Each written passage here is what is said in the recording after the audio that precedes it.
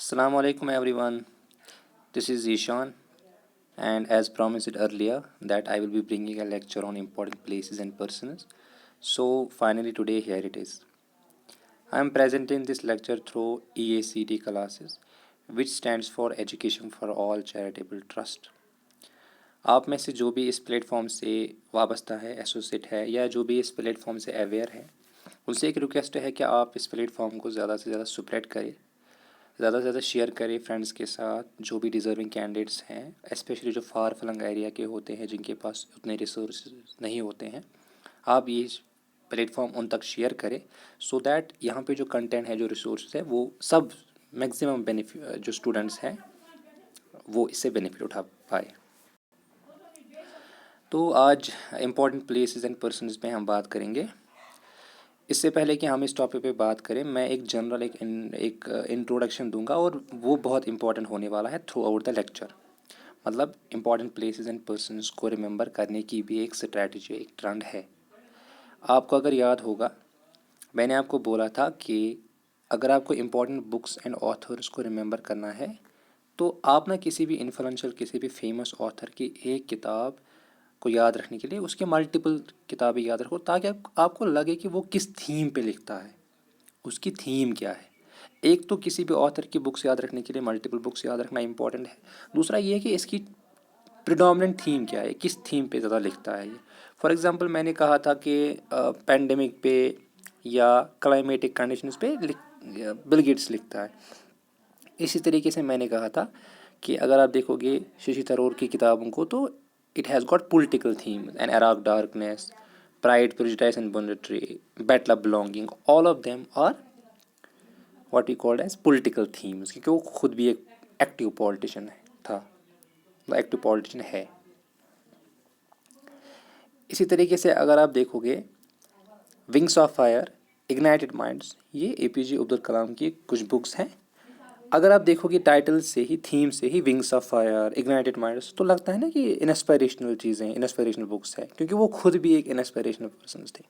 तो जैसे trend books में याद रखने की है, थीम वाइज कौन लिखता है या मल्टीपल बुक्स किसकी है, इसी तरीके से इंपॉर्टेंट प्लेसेस को याद रखने या पर्सनस को याद रखने के लिए भी एक जनरल, एक लॉजिकल प्रिंसिपल है जो आप याद रखो तो आपको ईजी होगा मेमोराइज करना। After all this is memorisation से भी हमें इन चीज़ों को याद रखना है। और इमेजिनेशन कितनी है आपकी, कितना आप इस प्लेस के किसी भी कैरेक्टरिस्टिक से कनेक्ट करते हो, वो भी इम्पोर्टेंट है। तो इम्पॉर्टेंट प्लेसेस को याद रखने के लिए यू नीड टू रिमेंबर कि जितनी भी स्टेट्स हैं इंडिया की, जितने भी उसमें इम्पॉर्टेंट प्लेसेस हैं, इम्पॉर्टेंट सिटीज़ हैं, उनको जो भी नाम पड़ा है ना, ये किसी रीज़न की बेसिस पे पड़ा है। या तो उस जगह की कोई कैरेक्टरिस्टिक है ऐसी, या तो उस जगह के लिए वो चीज़, कोई चीज़ मखसूस है, यूनिक टू दैट एरिया है, उस वजह से उसको वो नाम पड़ा है। या तो उस जगह का लैंडस्केप, वहाँ का फन फ्लोरा ब्यूटीफुल है, हिली एरिया है, मतलब based upon certain characteristics of that region, certain unique characteristics, certain unique features, उसको ये टाइटल या फेमस नेम दिया जाता है। आप इस चीज़ को रिलेट करो अच्छे से, क्योंकि इमेजिनेशन जितना आप करोगे अच्छे से उतना याद रहेगा। This is why Albert Einstein said कि imagination is more important than knowledge. और एक ऑथर है, अगर आप में से किसी का के पास फ्री टाइम हो तो उसे पढ़ सकते हो आप पर्सनैलिटी डेवलपमेंट के लिए, नेपोलियन हिल है, उसकी जो बुक है थिंक एंड ग्रो रिच। उसमें बंदा यही कहता है कि हमारा दिमाग जो है वो इन टर्म्स ऑफ वर्ड्स नहीं सोचता, हमारा दिमाग इन टर्म्स ऑफ इमेजेस सोचता है, इन टर्म्स ऑफ पिक्चर्स सोचता है। तभी अगर कोई एप्पल कहे तो हमारे जहन में आता है एप्पल की शक्ल, not the alphabets ABBL, because our mind thinks in terms of images. That is the reason why मैंने आपको ये चीज़ पहले बोली, ताकि जब आगे वाली स्लाइड्स में जब आपको डिफरेंट प्लेसेस के डिफरेंट नाम याद रखने होंगे तो आप कनेक्ट कर पाओ कि हाँ ये फीचर यहाँ पे पाई जाती है। चाहे कोई इंडस्ट्रियल एरिया के हिसाब से, किसी को कोल कैपिटल ऑफ इंडिया कहते हैं बिकॉज वहाँ पे कोल ज़्यादा पाया जाता है, इसी तरीके से कल्चरल कैपिटल कहते हैं, कल्चरल कैपिटल ऑफ इंडिया है कोलकाता को। इट इज़ बिकॉज कि वहाँ पे हिस्टोरिकली बहुत ज़्यादा कल्चरल डेवलपमेंट हुआ, बहुत ज़्यादा ऑथर्स निकले, बहुत ज़्यादा लिटरेरी फिगर्स निकले, तो हिस्टोरिकली रिच था वो कल्चर में, इसलिए इंडिया की कल्चरल कैपिटल बनी। इसी तरीके से हम कहते हैं बेंगलुरु को silicon valley of India, because वहाँ पे आईटी प्रोफेशनलिज्म बहुत ज़्यादा है, आईटी इंडस्ट्री बहुत ज़्यादा है। तो आप इस चीज़ को याद रखना थ्रू आउट द लेक्चर, उससे आपको रिमेंबर करना ईजी होगा। आप इमेजिनेटिव तरीके से कनेक्ट करना हर एक जगह से बेस्ड अपॉन द फैक्ट कि ये फीचर इस प्लेस से पाया जाता है, इसी के बेसिस पे इसको इनाम पड़ा। And same happens to the persons में भी, या तो उस पर्सन ने कोई हिस्टोरिकल कंट्रीब्यूशन किया होता है बहुत ज़बरदस्त, या कोई यूनिक उसका एक रोल होता है किसी भी स्ट्रगल में, किसी भी फ्रीडम मूवमेंट में, या कोई पॉलिटिकल रोल होता है उसका, उस बेसिस पे उसको फेमस नाम दिया जाता है। तो पर्सनस के रिलेटेड भी आप इस चीज़ को याद रखना। अब मैं जो हूँ, मैं पहलगाम से बिलोंग करता हूँ, ठीक है। आप लोगों को जब भी, जितने भी हमारे कैंडिडेट्स हैं JNK से, जब भी कोई पहलगाम का नाम सुनता है तो दिमाग में क्या आता है? दिमाग में आता है कि हाँ, Pahalgam means tourist place, means a place which is very beautiful, means a place जो उसकी ग्रीनरी है, जहाँ से लिदर जो रिवर है वो निकलता है कोल्हाई ग्लेशियर से, ब्यूटीफुल प्लेस है। तो है ना, आपके इमेजेस आती है दिमाग में, बिकॉज यू नो कि ये जगह जो है इसके कुछ खास फीचर्स हैं। इसी तरीके से आगे जाके आप डिफरेंट प्लेसेस जो मैं आपको बताऊंगा, उनका नाम बेस्ड अपॉन द कैरेक्टरिस्टिक्स पड़ा है। I hope it's clear now. और पहले ही मैं एक और बात क्लियर करूं कि मैंने स्लाइड्स पे एक दो जगह कुछ होमवर्क के लिए भी कुछ क्वेश्चन डाले हैं। आई होप कि जो कैंडिडेट्स हैं they will actively answer it in the comment section. इसका क्वेश्चन डालने का मकसद ये होता है कि थोड़ा मेंटल एक्सरसाइज भी हो जाए, as I said in the previous lecture, और थोड़ा ये भी हो जाए कि मेंटर को लगे कि मेरे स्टूडेंट जो है वो एक्टिवली इंटरेस्टिंग तरीके से इस लेक्चर को देख भी रहे हैं, सुन भी रहे हैं, समझ भी रहे हैं, और बेनिफिट भी उनको हासिल हो रहा है। और कमेंट सेक्शन में you can give the feedback as well. जैसे a mentor should always be open to learning. ऐसा नहीं है, मेंटर अगर उसको लगता है कि some other students, because we all have different potentials. Teaching learning जो होती है ये वन डायरेक्शनल नहीं होती है, टू डायरेक्शनल होती है। आप में से कोई इंपॉर्टेंट बात कहे जिससे मैं भी कुछ सीखूं, that's most welcome in the comment section. या आप में कोई कुछ एडिशन करना चाहे लेक्चर पे, कोई एडिशन उसको लगता है regarding important place in person, वो कोई एडिशन डाल सकता है, तो मोस्ट वेलकम। तो कुछ क्वेश्चंस मैंने डाले हैं, आप आई होप इनको अच्छे से आंसर करेंगे। इससे मेंटर को भी खुशी होती है कि my students are getting some benefit out of this lecture, और उसको एक एनकरेजमेंट भी मिलती है। सो उन क्वेश्चंस को आप आंसर करना। So moving forward we have, देखिए यहाँ पे मैं ब्रीफली आप लोगों से मोटिवेशन जो है ज़िंदगी में, we all need motivation, we all need driving forces. हमें चाहिए कि हमें कोई रीज़न मिले कुछ करने के लिए। तो मैं थोड़ी ब्रीफली बात करूँगा अपने जो कौम के, हमारे JNK के बच्चे हैं। अब अगर मैं उनके लिए, अपने JNK के बच्चों के लिए अपनी एक्सपीरियंस से कुछ बात ना कर पाऊँ, कुछ वो ना सीखें मेरे भी एक्सपीरियंसेस से, तो फिर क्या फ़ायदा है।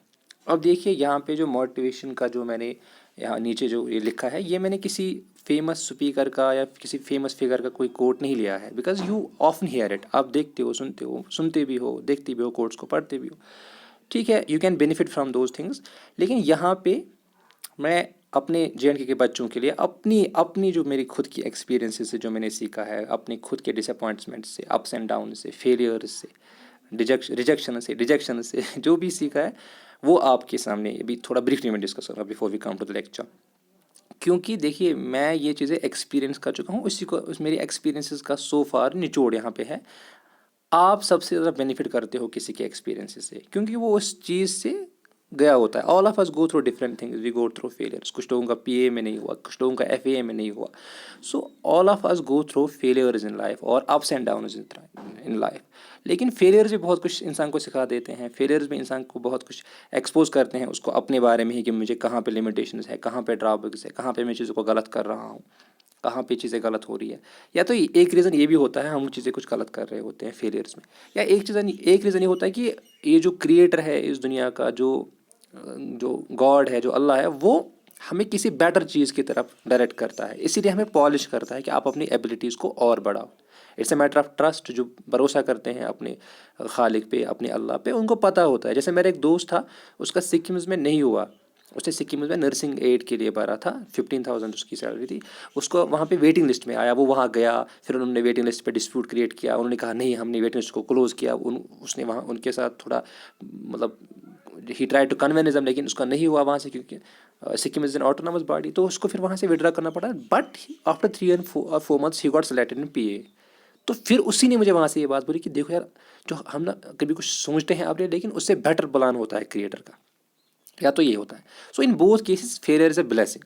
आपको सिखा भी देती है कुछ, या आपको किसी और बेटर चीज़ के लिए क्रिएटर प्रिपेयर कर रहा होता है। तो यहाँ पे जो मैंने ये अपनी थोड़ी सी इंपॉर्टेंट चीज़ें जो अपनी मोटिवेशन के बारे में जो बोली हैं, I hope this will benefit you all. तो मैं बिलीव करता हूँ इंटरनल मोटिवेशन में। इंटरनल मोटिवेशन हमेशा इंपॉर्टेंट होती है देन एक्सटर्नल मोटिवेशन। अब क्यों? क्योंकि बंदा या बंदी जब इंटरनली खुद मोटिवेट हो ना, तभी उसको एक्सटर्नल मोटिवेशन बेनिफिट देती है। आप उसी इंसान को इंस्पायर कर सकते हो जिसके अंदर स्पार्क हो कुछ, जिसके अंदर अपने ऊपर एक कॉन्फिडेंस हो, एक सेल्फ बिलीफ हो, जो गिर के उठने वाला हो, जो अपने आप पे भरोसा करता हो, जिसका सेल्फ बिलीफ हो। ये कहने के लिए आसान बातें हैं, लेकिन जिसमें वाकई ही ये चीज़ पाई जाती है, जो इंटरनली अपने आप को मोटिवेटेड रखता है। एंड हमें एक्सटर्नल मोटिवेशन की भी ज़रूरत होती है, लेकिन वो इंटरनली अपने आप को मोटिवेट रखता है, वो अपने आप को खुद भी इनक्रेज करता है इन चीज़ों के लिए। तो वो ज़्यादा अच्छे आउटकम्स उसको कैंडिडेट के निकलते हैं, ज़्यादा प्रोडक्टिविटी उसकी ज़िंदगी में आती है। तो याद रखिए my dear students of JNK कि इंटरनल मोटिवेशन जो होती है ना, वो ऑलवेज इंपॉर्टेंट होती है एक्सटर्नल मोटिवेशन। और एक और बात मैं यहाँ पे ऐड करूँगा कि आप ना बिफोर क्वालिफाइंग एनी एग्ज़ाम, हर किसी एग्ज़ाम को क्वालिफाई करने के लिए बहुत कुछ डेडिकेशन लगती है, कंसिस्टेंसी लगती है। So it's a fight, it's a continuous fight, it's a fight of self discipline, it's a fight of self control, it's a fight of dedication. लेकिन किसी भी एग्ज़ाम को क्वालिफाई करने के लिए आपको मल्टीपल फाइट्स लड़नी पड़ती है। क्यों? क्योंकि आपकी ज़िंदगी में बहुत सारी अनवर्दी और अनइम्पॉर्टेंट चीज़ें भी हो सकती है जो आपको छोड़नी है। You have to fight against all unimportant and unworthy things in life, जो आप कंज्यूम कर रहे हो नोइंगली और अननोइंगली। और ये अनइम्पॉर्टेंट अनवर्दी चीज़ें जो है, ये लोग भी हो सकते हैं, ये इवेंट्स भी हो सकती है, ये कंपनी भी हो सकती है कोई, या इसमें सब आ सकते हैं। आपको खाली ये चीज़ देखना है कि कौन से लोग, कौन से इवेंट्स, कौन से हैबिट्स, कौन सी फ्रेंड सर्कल आपको अपनी एक्चुअल पर्पस से ड्रैग करते हैं। They waste your resource, they waste your time. Time भी एक रिसोर्स होता है। तो before qualifying any exam, your fight is against all such unimportant unworthy things, people, events, company, जो आपको अपने एक्चुअल पर्पस से, आपके पोटेंशियल, आपको आपके खुद के पोटेंशियल पे कॉम्प्रोमाइज़ कराते हैं। So you don't require those, you have to fight, you have to eliminate all those things from your life. आपको उनको कंज्यूम नहीं करना है, क्योंकि वो आपसे आपके पोटेंशियल को कम करेंगे, कॉम्प्रोमाइज़ कराएंगे, आपको ड्रैग करेंगे अपने गोल से, आपके सेल्फ रेस्पेक्ट को भी हर्ट करेंगे। ठीक है? और याद रखना, मेरी एक सिंपल बात मैं बोलता हूँ, ये आपको बहुत ज़्यादा बेनिफिट देगी इंशाल्लाह। वही बात ये है कि जब इंसान अपने काम टू द पॉइंट करता है ना, यानी कि जो जिस टाइम पे जो काम करना है वो उसको करता है, अपने रिसोर्सेज को, टाइम को यूटिलाइज़ करता है अच्छे से, बाकी जितने भी उसके पास रिसोर्स उनको अच्छे से इस्तेमाल करता है। जो बंदा या जो बंदी टाइम का ख्याल रखता है, अपनी उसको पता होता है मुझे, मतलब डिले नहीं करता चीज़ों को, प्रोक्रास्टिनेट नहीं करता कि मैं कल करूँगा, फिर मैं कल करूँगा, वो ऐसा नहीं करता, वो टाइम पे करता है, टू द पॉइंट काम करता है, अपने असाइनमेंट्स करता है। तो उसमें सेल्फ रिस्पेक्ट बढ़ जाता है, और जिस बंदे में सेल्फ रिस्पेक्ट बढ़ता है ना, उसमें सेल्फ कॉन्फिडेंस भी बढ़ता है, और वही फिर इंटरनली मोटिवेट रहता है, वही तैयार रहता है हमेशा अपने आप को ज़्यादा से ज़्यादा चैलेंजिंग चीज़ें करने में, अपने आप को कंफर्ट जोन से बाहर निकालने में। तो ये चीज़ याद रखना आप। और दूसरा, मेरे नज़दीक जो ग्रेटेस्ट चैम्पियन है ना, वो है जिसके पास ग्रेटर सेल्फ डिसिप्लिन भी है और रिसोर्स मैनेजमेंट भी है। यानी कि वो सेल्फ मैनेजमेंट भी करता है अच्छे से, और जितने भी उसके पास रिसोर्स है उसको पता है मुझे कौन सा रिसोर्स कहाँ पे इस्तेमाल करना है, कौन से रिसोर्स की कितनी कदर करनी है। ही इज़ और she is to the mark, up to the mark in everything. ठीक है? और लास्टली मैं आपको एक बात बोलता हूँ, जिसके पास ये सब चीज़ें पाई जाएँ कि उसको वो मोटिवेटेड भी है अंदर से, उसको पता है मुझे कैसे रिसोर्स की कदर करनी है, उसको पता है मुझे कैसे अनइम्पॉर्टेंट अनवर्दी चीज़ों से दूर हटना है, उसमें फिर as a result of these things self discipline भी आ जाता है, सेल्फ रेस्पेक्ट भी आ जाता है, और उसमें सेल्फ कॉन्फिडेंस भी आ जाता है। उस इंसान को कोई भी यूजर्स डिस्ट्रैक्शन कभी सता नहीं सकती। Means that person will never be a victim of users distractions. By users distractions I mean social media भी आ सकता है। इसमें सारी वो चीज़ें आती है जो आपको आपके एक्चुअल पर्पज से हटा देती है, जो आपको वो चीज़ें कराती हैं जिसका मोमेंटली आपको प्लेजर मिले, चलो मैं टाइम वेस्ट करता हूँ, मोबाइल खेलता हूँ, उसका लेकिन उसके लॉन्ग टर्म इफेक्ट्स होते हैं। सो याद रखना, जिसके पास सेल्फ डिसिप्लिन होगा, जो इंटरनली मोटिवेट होगा, इंटरनली अपने आप को स्ट्रेंथ दी होती है कि मुझे करना है कुछ, उसमें सेल्फ रिस्पेक्ट भी होगा, कॉन्फिडेंस भी होगा, और जिसमें ये चीज़ें होंगी वो कभी भी यूजर डिस्ट्रैक्शन को नहीं पकड़ेगा, विक्टिम नहीं बनेगा। ही और she will never be a victim of users distractions. और याद रखना स्टूडेंट्स की सेल्फ डिसिप्लिन हर किसी इंसान की बस की बात नहीं। This is not everybody's cup of tea. इसके लिए रोज़ाना मेहनत करनी पड़ती है। It's a fight, you have to continuous. Little habits इस पर मैटर करते हैं, लॉन्ग टर्म गोल्स मैटर करते हैं, शॉर्ट टर्म गोल्स मैटर करते हैं। So you have to put continuous efforts in order to gain self discipline, and once you have it, आप देखना आपके आउटकम्स कितने अच्छे आते हैं। तो ये मैंने अपने एक्सपीरियंस के बेसिस पे अपने JNK के स्टूडेंट्स को, जिनके लिए मतलब दिल से दुआ है कि सब जो भी जिसके लिए पढ़ रहे हैं वो कामयाब हो जाए, ये मेरी एक्सपीरियंस के बेस पे मैं जो आप तक जो चीज़ें कन्वे कर सकता था वो मैंने की। और याद रखना कि जो चाइनीज़ जो थिंकर था कन्फ्यूशियस, उसने कहा है कि इंसान सबसे ईजीएस्ट तरीके से लर्न करता है, जिसे कहते हैं हम ये इमिटेशन से, और सबसे हार्डेस्ट तरीका जो लर्न करने का होता है वो एक्सपीरियंस से होता है। So I have learn these things through hard experiences. Now अगर आप इस चीज़ से रिलेट कर पाओ कि एक्चुअल में मैं क्या यहाँ पे कहना क्या चाहता हूँ, आप भी बहुत कुछ लर्न कर पाओगे, because I have learn these through hardest means, that's experience. So अगर आप स्टूडेंट्स में जो मुझे भी सुन रहे हैं, अगर आप में सेल्फ डिसिप्लिन है, तो मैं आपको कंग्रेचुलेट करता हूँ इस चीज़ के लिए। I congratulate you for that if you are continuously improving yourself by little efforts, by little good habits, by dedication, by doing the things on the right time, by not wasting time, by having self-respect for yourself and your goal and your parents, those who are associated with you.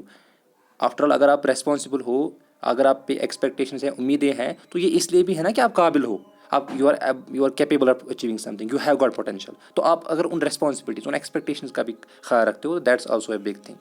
So अगर आप में self discipline है, once again congratulations. So these were some of the words. I hope आपको ये चीज़ें help करेंगी in achieving your goals, and I wish you all the best. Now moving forward, we have important places. First we are going to deal with important places, और मेरी वो पहली वाली introductory जो चीज़ थी वो याद रखना। So first we have which place is also known as Diamond City of India. Diamond City of India किसको कहते हैं? So it's Surat. So Surat is also known as Diamond City of India. Second we have which place in India is also known as Silk City of India. Silk city of India हम कहते हैं पोचमपल्ली तेलंगाना को। ठीक है students, silk city of India is Pochampally Telangana. Similarly we have which place in India is also known as garden city of India. Garden city of India कहते हैं बेंगलुरु कर्नाटका को। अब याद रखना, कभी कभी एक ही जगह के मल्टीपल नाम हो सकते हैं famous, based upon the characteristic, based upon the things जो वहाँ पे एग्जिस्ट होती है इस प्लेस पे।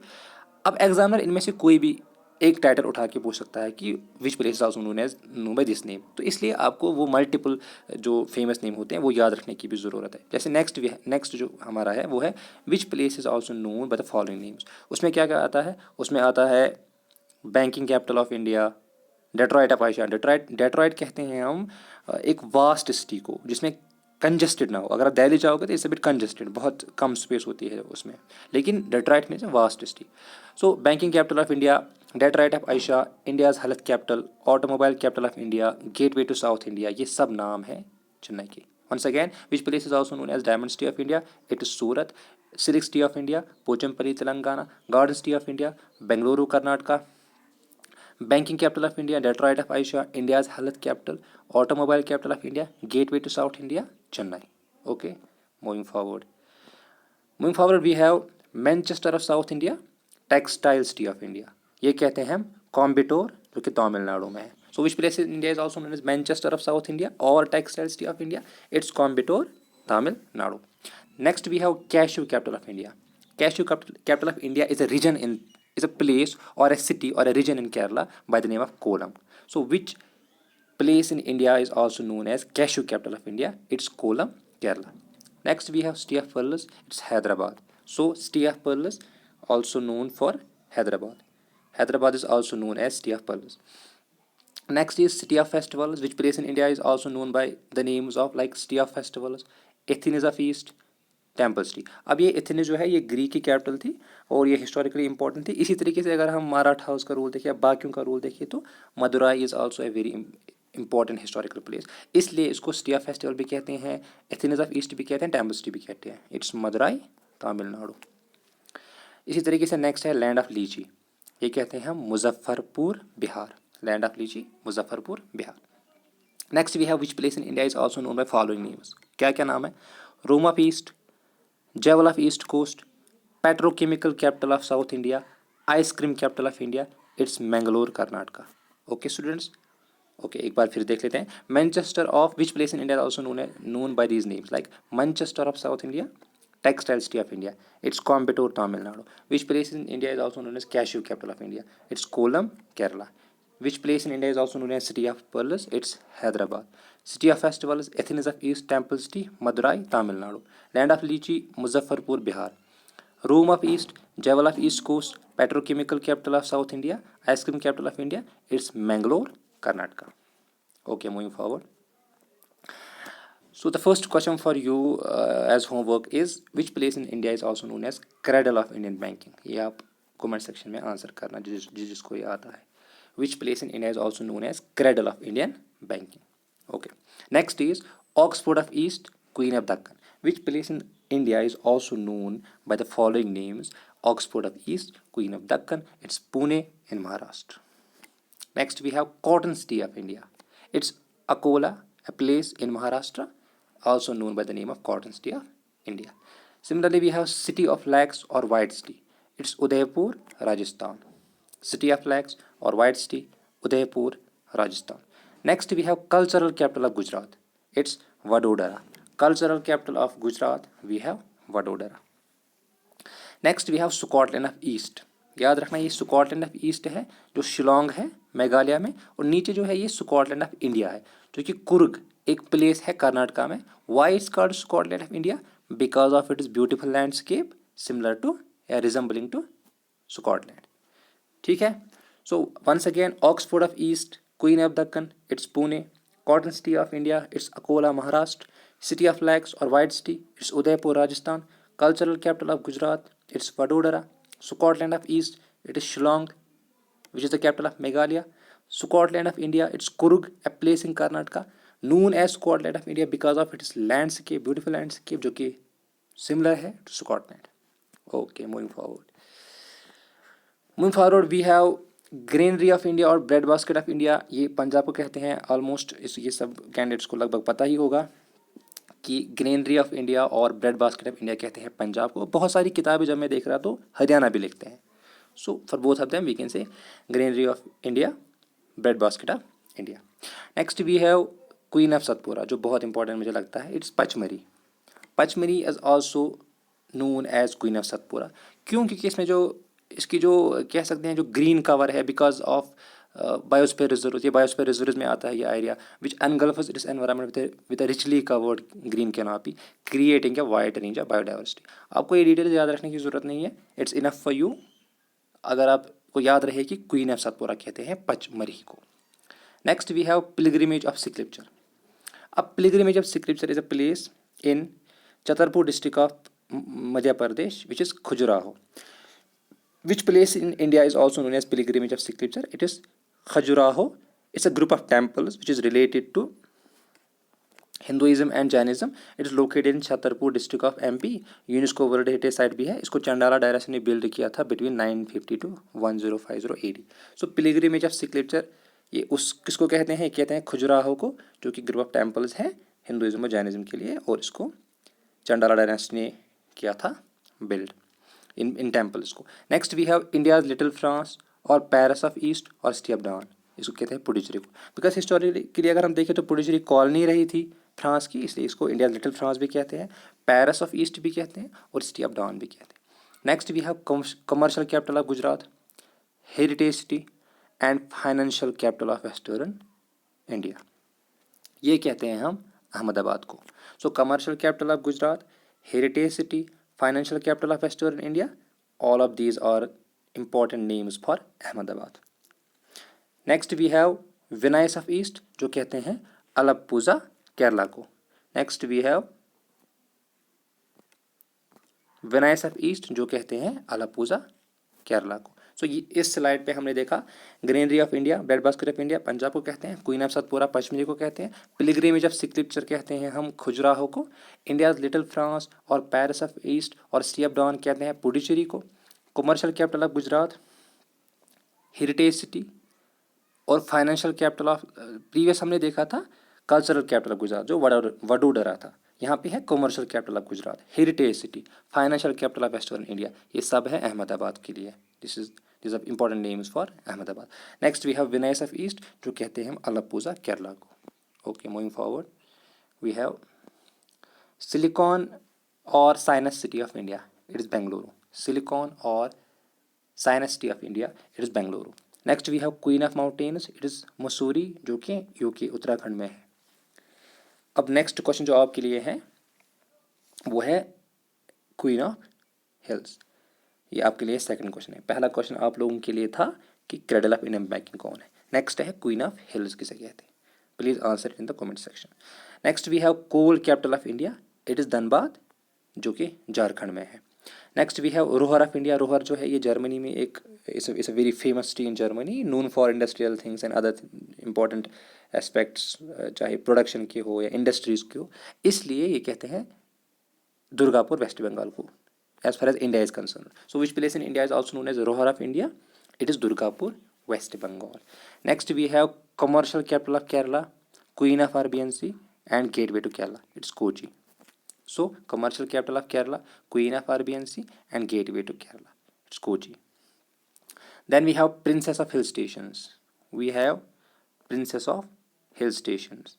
Princess of Hill Stations जो है ये कहते हैं हम कोडिया कनाल को जो कि तमिलनाडु में है। So princess of hill station, this is also another name for Kodaikanal in Tamil Nadu. ये प्लेस जो है ये लोकेट है तमिलनाडु में।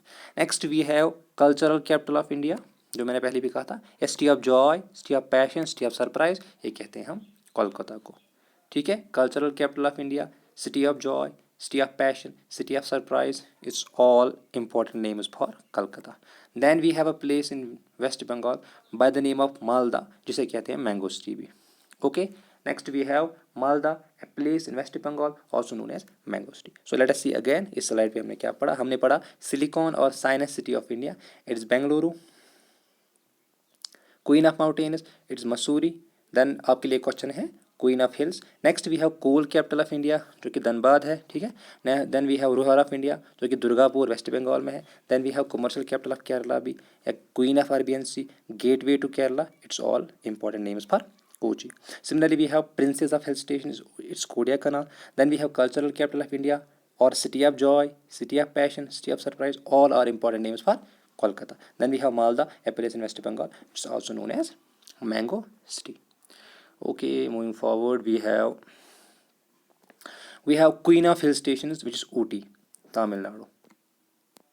You need to remember the difference. जो हमने पिछले साल पढ़ा था, Queen of Mountains मसूरी है,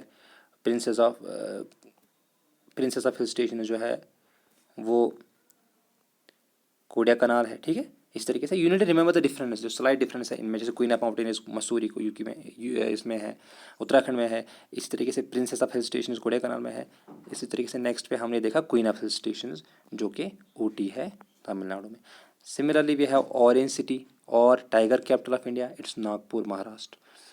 Next we have yoga capital of world. Remember, it's yoga capital of world, not India.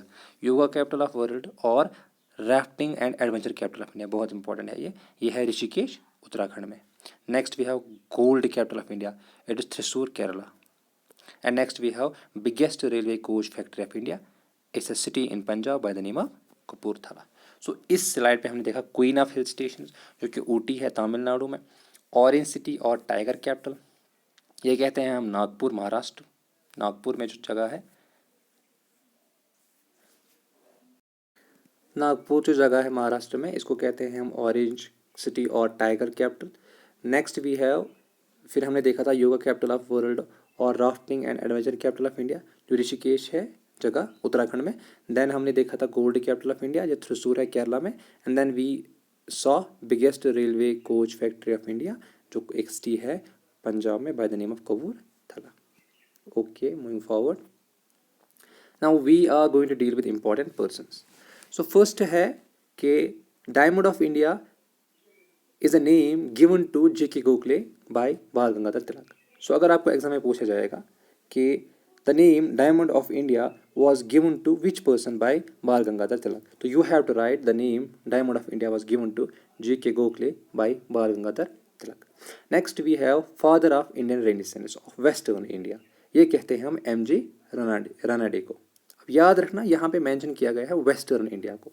अगर पूरे इंडिया की बात होती तो we had to say that it is what we called as Raja Ram Mohan Roy. But यहाँ पे बात हो रही है वेस्टर्न इंडिया की. So father of Indian renaissance of western India is M G Ranade. अब मैंने बहुत सारे एग्जाम्स में देखा है when I used to see the previous papers कि जो इम्पोर्टेंट पर्सन्स होते हैं ना हिस्टोरिकली, जो इम्पोर्टेंट पर्सन होते हैं जिनका पॉलिटिकल थॉट बहुत फेमस होता है, जिनकी आइडियोलॉजी पॉलिटिकल आइडियोलॉजी बहुत फेमस होती है, बहुत सारे लोग उनकी राइटिंग्स को पढ़ते हैं, तो उनके ना कभी कभी कुछ फेमस सेइंग्स भी पूछी जाती है. यहाँ पे मैंने दो इंक्लूड की है. एक है रिलीजन एंड स्लेवरी और इनकम्पैटिबल, और दूसरी है it's not how long we live, what matters is how great we live. ये दोनों सेइंग्स है B.R. अम्बेडकर की, भीमराव अम्बेडकर की. ये दोनों सेइंग्स है. अगर आपको एग्जाम में पूछा जाएगा कि this saying which political figure has said this religion and slavery are incompatible, so you have to write it's B.R. Ambedkar. Similarly, if you are asked who has told this, yeah, this quote belongs to which political thinker, okay, it's not how long we live, what matters is how great we live, तो आपको लिखना है भीमराव अम्बेडकर. ठीक है. Next we have patron saint of Indian civil servants, iron man of India और Bismarck of India. तो ये है सरदार वल्लभ भाई पटेल को कहते हैं. अब मैंने जैसे पहले ही बोला था कि किसी पर्टिकुलर हिस्टोरिकल कंट्रीब्यूशन पे भी नाम पड़ता है. अब यहाँ पे आयरन मैन ऑफ इंडिया क्यों कहते हैं? क्योंकि जितने बहुत सारी प्रिंसली स्टेट्स को इंडियन यूनियन में इंटीग्रेट करने के लिए बहुत बड़ा रोल प्ले किया था वल्लभ भाई पटेल ने, इसलिए इनको आयरन मैन ऑफ इंडिया भी कहते हैं. सो हुआ ना हिस्टोरिकल रोल, तो इस बेसिस पे भी पड़ता है. इसी तरीके से patron saint of Indian civil service भी इन्हें कहते हैं और बिस्मार्क ऑफ इंडिया भी कहते हैं. Next we have which person in India is also known by these names. What are these names? Gurudev, Biswa Kobi and Kobi Guru. ये बहुत ही यूनिक नाम है, तो ये chances are they will be asked. So ये है रविंद्रनाथ टैगोर को. Rabindranath Tagore is also known by the following names which are Gurudev, Biswa Kobi and Kobi Guru. ये है Rabindranath Tagore. Next we have which person in India is also known by these names. क्या क्या नाम है? Udanpari, Payyoli express, queen of Indian track and field. तो ये P.T. उषा है जो कि एक एथलीट थी from Kerala. She is also known by these names. One is Udanpari, second is Payyoli express, third is queen of Indian track and field.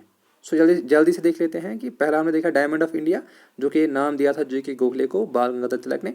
Next हमने देखा father of Indian renaissance of western India, तो ये हैं M.J. रानाडे. थर्ड हमने कुछ sayings देखी थी B.R. Ambedkar की. पहली है religion and slavery are incompatible, दूसरी है it's not how long we live, what matters is how great we live.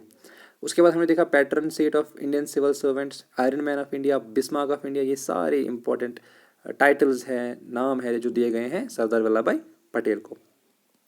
Similarly we saw गुरुदेव, विश्व कोबी, कोबी गुरु, ये रविंद्रनाथ टैगोर के टाइटल्स हैं. इस तरीके से Udanpari, Payyoli express, queen of Indian track and field, ये हम कहते हैं P.T. उषा को. Okay. Next we have keeper of my conscience. ये गांधी ने किसके बारे में कहा था? एग्जाम में आ सकता है Gandhi said to which person Gandhi refer to as keeper of my conscience. तो ये C. राजागोपाल आचार्य के बारे में उन्होंने कहा था कि he is the keeper of my conscience. Similarly जो नेक्स्ट है ये इंपॉर्टेंट है कि M.S. सुब्बुलक्ष्मी जो है ये फर्स्ट फीमेल म्यूजिशियन है इंडिया में जिन्होंने रिसीव किया Bharat Ratna. Not only that, इन्हें रमन मगासासे अवार्ड भी मिला था 1974 में. And she performed a musical event in United Nation General Assembly in 1966. So M.S. Subbulakshmi first female musician to receive Bharat Ratna and Ramon Magsaysay award in 1974 and performed in UNGA in 1966. Okay. Next we have Charlie Chaplin of Indian cinema. Which person is also known as Charlie Chaplin of Indian cinema? So it's Raj Kapoor. Raj Kapoor is also known as Charlie Chaplin of Indian cinema. Next we have musical storm Mozart of Madras, तो ये हम कहते हैं AR Rahman को।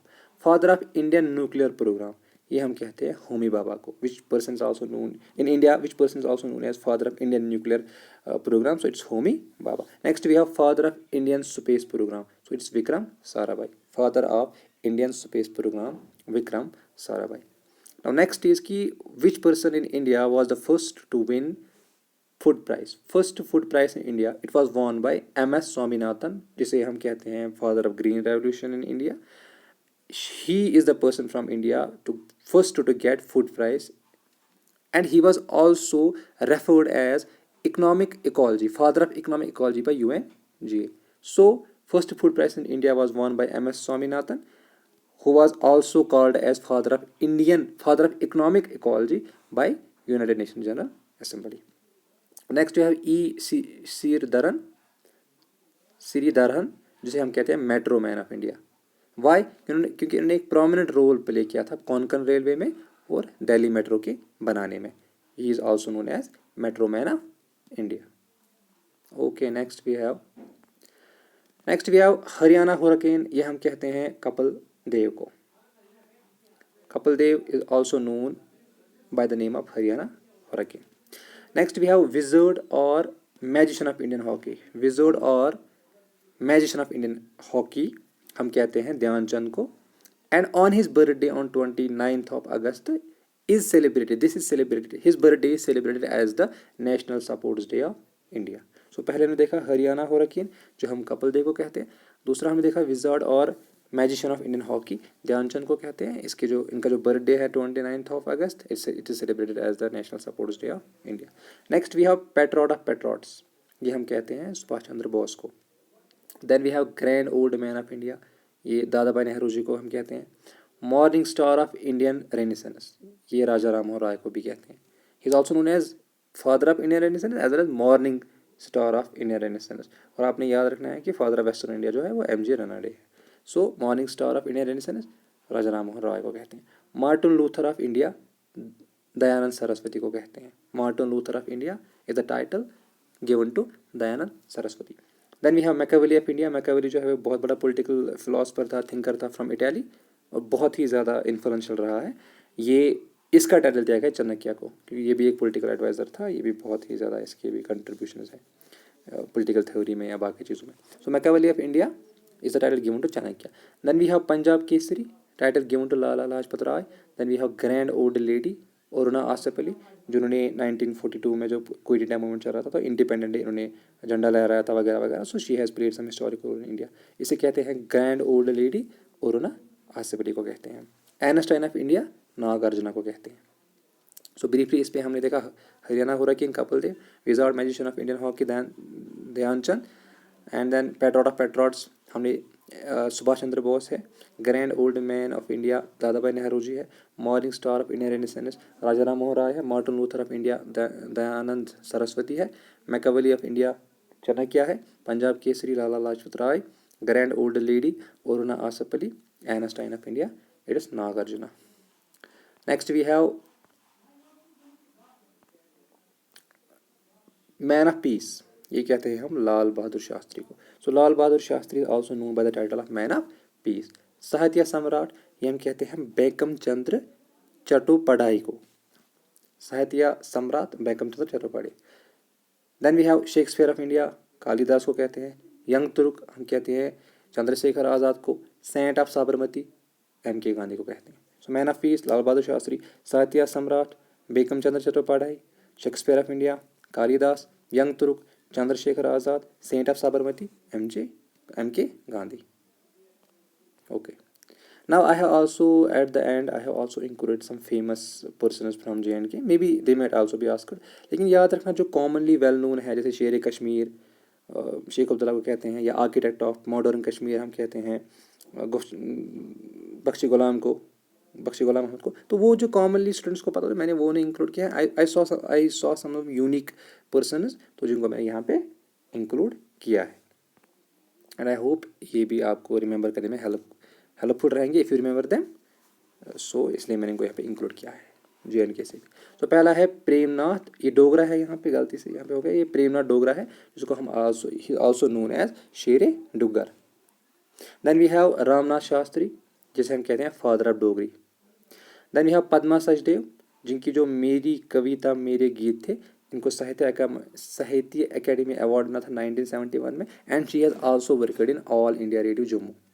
Then we have Meharchand Mahajan, जो कि first PM of JNK है during the रीइंग ऑफ, जो कि फर्स्ट PM ऑफ JNK थे ज्यूरिंग द रीइंग of Hari Singh, and also served as the third chief justice of supreme court of India. ठीक है, नेक्स्ट ये बहुत इंपॉर्टेंट पर्सनैलिटी है सतीश धवन, जो कि बॉर्न हुए थे श्रीनगर में। He was the third chairman of ISRO, and he is also known as father of experimental fluid dynamics research in India. So it's Satish Dhawan. Next we have nightingale of Kashmir, जो हम कहते हैं यहाँ पर खातून को नाइटिंगेल ऑफ इंडिया हम कहते हैं सरोजिनी नायडू को। तो यहाँ पे हमने पहले देखा Prema Dogra, also known as Shere Duggar. Next Ramnath Shastri, also known as father of Dogri. Padma Sachdev, famous for मेरी कविता मेरे गीत, got Sahitya Akademi award in 1971 and also worked in India, All India Radio Jammu. Meherchand Mahajan, first PM of JNK during the reign of Hari Singh, also third Chief Justice of Supreme Court of India. Satish Dhawan, born in Srinagar, served as the third chairman of ISRO, also regarded as the father of experimental fluid dynamics research in India. Then we have Nightingale of India, also given a name also given to Habba Khatun. So thank you so much. This was all about important places in persons, and I hope this lecture will benefit you. I have tried to include all important things in it, and I assure कि आप अगर इनको अच्छे से memorize करोगे, याद करोगे, you will be able to answer question on this topic in the examination hall. So thank you so much, and at the end मैं आप सब लोगों का शुक्रिया अदा करता हूँ for continuously associating yourself with the channel. I wish you all the best. और आप में से जो भी इस ट्रस्ट को सपोर्ट करना चाहे तो you have got the details on Telegram, you also have got the details here as far as the materials concern. तो उसके लिए आपको जो ऐप है सी लतीफ़ जो एकेडमी जो ऐप है वो आप डाउनलोड कर सकते हैं। I wish you all the best. See you the next lecture. तब तक के लिए अल्लाह हाफिज़।